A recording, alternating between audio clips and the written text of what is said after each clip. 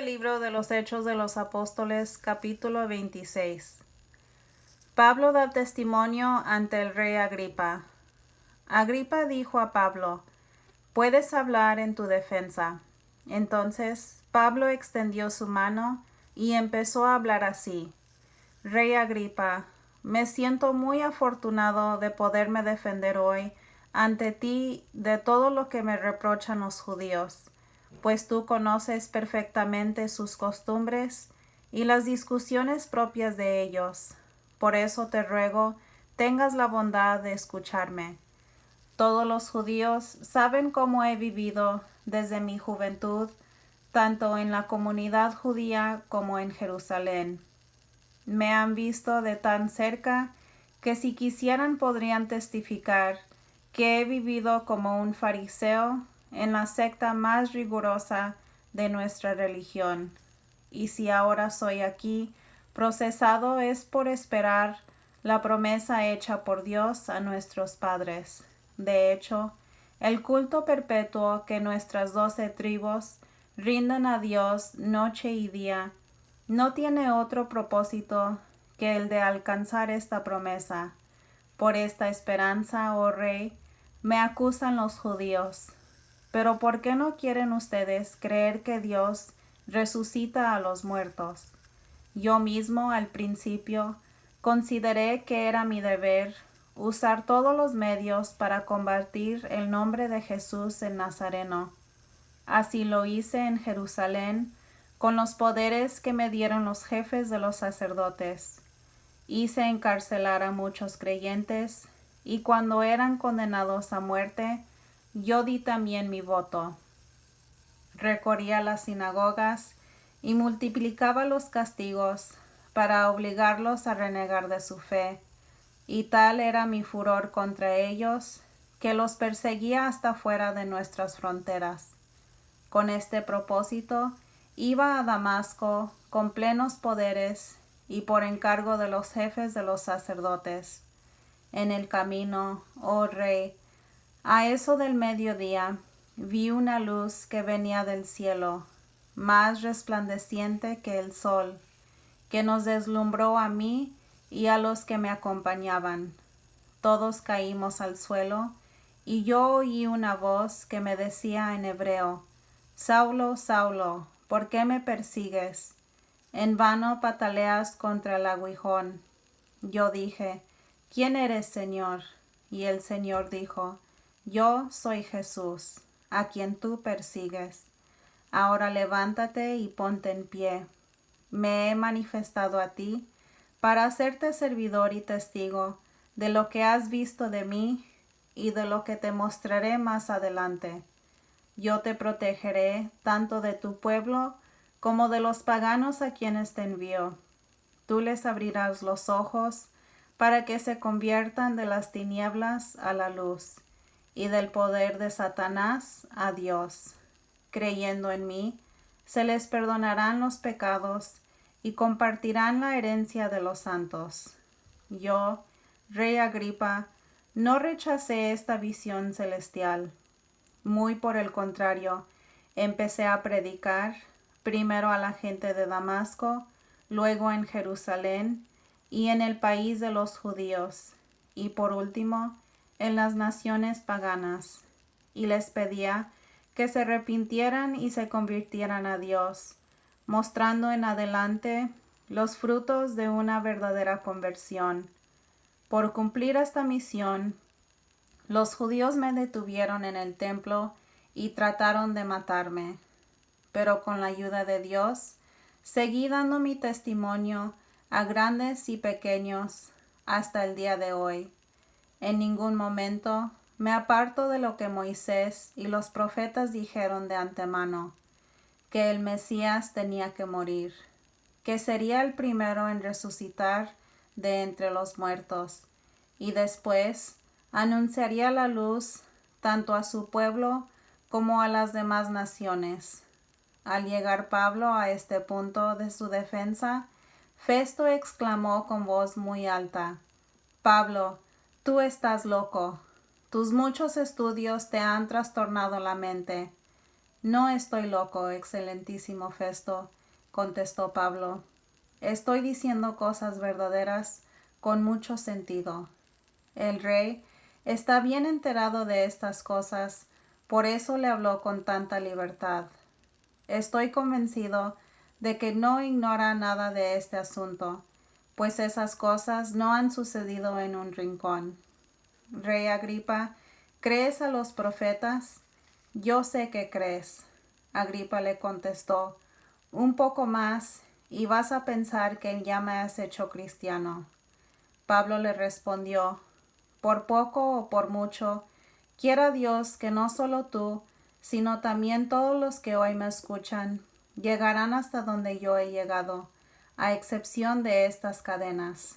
En ese momento, el rey se levantó y con él el gobernador, Berenice y todos los asistentes. Mientras se retiraban, conversaban entre sí y decían, este no es hombre para hacer cosas que merezcan la muerte o la cárcel. Agripa dijo a Festo, si no hubiese apelado al César, se le habría podido dejar en libertad. Lectura del libro de los Hechos de los Apóstoles, capítulo 27.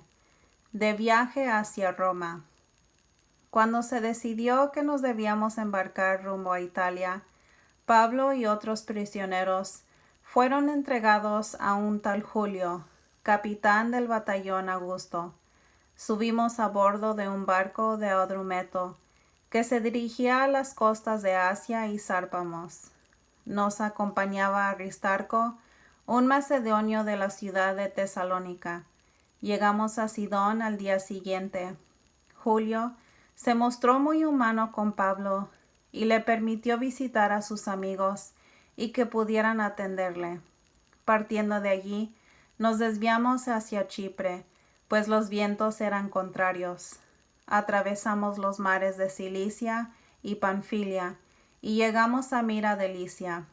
Allí, el capitán encontró un barco de Alejandría que se dirigía a Italia y nos hizo subir a bordo. Durante varios días, navegamos lentamente y con muchas dificultades llegamos frente a Snido. Como el viento no nos dejaba entrar en ese puerto, navegamos al abrigo del Creta, dando vista al cabo Salmón. Lo costeamos con dificultad y llegamos a un lugar llamado Puertos Buenos, cerca de la ciudad de Lasea. El tiempo transcurría. Ya había pasado la fiesta del ayuno y la navegación empezaba a ser peligrosa. Entonces Pablo les dijo, amigos, yo veo que la travesía es muy arriesgada y vamos a perder no solo la carga y la nave, sino también nuestras vidas. Pero el oficial romano confiaba más en el piloto y en el patrón del barco que en las palabras del Pablo. Como además este puerto era poco apropiado para pasar el invierno, la mayoría acordó partir, esperando alcanzar, con un poco de suerte, el puerto de Fénix, que está abierto hacia el suroeste y el noroeste, y donde pensaban pasar el invierno. Tempestad y naufragio. Comenzó entonces a soplar un ligero viento del sur, y pensaron que lograrían su objetivo. Levaron anclas y costearon la isla de Creta. Pero poco después, la isla fue barrida por un viento huracanado que llaman Euroaquilón. El barco fue arrastrado y no se logró hacer frente al viento, de manera que nos quedamos a la deriva. Mientras pasábamos al abrigo de una pequeña isla llamada Cauda, logramos con mucho esfuerzo recuperar el bote salvavidas. Una vez subido a bordo, hubo que asegurar el casco, ciñéndolo por debajo con cables. Ante el peligro de encallar en las arenas de Sirte, soltaron el ancla flotante y nos dejamos arrastrar. El temporal era tan violento que al día siguiente tuvieron que arrojar al agua parte del cargamento. Al tercer día, los marineros arrojaron al mar con sus propias manos también el aparejo del barco. Como la tempestad seguía con la misma violencia, los días pasaban y no se veían ni el sol ni las estrellas. Estábamos perdiendo ya toda esperanza. Como hacía días que no comíamos, Pablo se puso en medio y les dijo: Amigos, ustedes tenían que haberme escuchado y no salir de Creta, pues nos habríamos ahorrado este peligro y esta pérdida. Pero ahora los invito a que recobren el ánimo. Sepan que se va a perder el barco, pero no habrá pérdida de vidas. Anoche estuvo a mi lado un ángel del Dios, a quien pertenezco y a quien sirvo, y me dijo: Pablo, no tengas miedo. Comparecerás ante el César y Dios te concede la vida de todos los que navegan contigo. Ánimo pues, amigos míos, yo confío en Dios y todo sucederá tal como Él ha dicho. Acabaremos en alguna isla. Hacía ya 14 noches que éramos arrastrados a la deriva por el mar Adriático. Cuando hacía la medianoche, los marineros presintieron la proximidad de tierra. Midieron la profundidad del agua y era de 37 metros. Poco después, la midieron de nuevo y era de 27 metros. Temerosos de que fuéramos a chocar contra unas rocas, tiraron 4 anclas desde la popa y esperaron ansiosamente a que amaneciera. En cierto momento, los marineros intentaron huir del barco y bajaban el bote salvavidas al mar, como si quisieran alargar los cables de las anclas de proa. Pero Pablo dijo al capitán y a los soldados: Si esos hombres abandonan el barco, ustedes no se salvarán. Entonces los soldados cortaron las amarras del bote y lo dejaron caer al agua. Como aún no amanecía, Pablo los invitó a que se alimentaran, diciéndoles: Hace 14 días que no tomamos nada, no hacemos más que esperar y permanecemos en ayunas. Si quieren salvarse, ¿por qué no comen? Les aseguro que ninguno de ustedes perecerá, y ni siquiera uno de sus cabellos se perderá. Dicho esto, tomó pan, dio gracias a Dios delante de todos, lo partió y se puso a comer. Los otros se animaron y al fin todos se pusieron a comer. En total, éramos 277 personas en el barco. Una vez satisfechos, tiraron el trigo al mar para reducir el peso del barco. Cuando amaneció, no reconocieron la tierra, pero divisaron una bahía con su playa y acordaron hacer lo posible por encallar en ella el barco. Soltaron las anclas y las dejaron caer al mar mientras aflojaron las cuerdas de los timones. Izaron al viento la vela delantera y se dejaron arrastrar hacia la playa, pero chocaron contra un banco de arena y el barco quedó encallado. La proa se clavó y quedó inmóvil, mientras la popa se iba destrozando por los golpes violentos de las olas. Entonces los soldados pensaron en dar muerte a los presos, por temor que alguno se escapara nadando. Pero el capitán, que quería salvar a Pablo, no se lo permitió. Ordenó que los supieran nadar, se tiraran los primeros al agua y se dirigieran a la playa. Los demás se agarrarían a tablones o a rastros de la nave. Así todos llegamos sanos y salvos a tierra.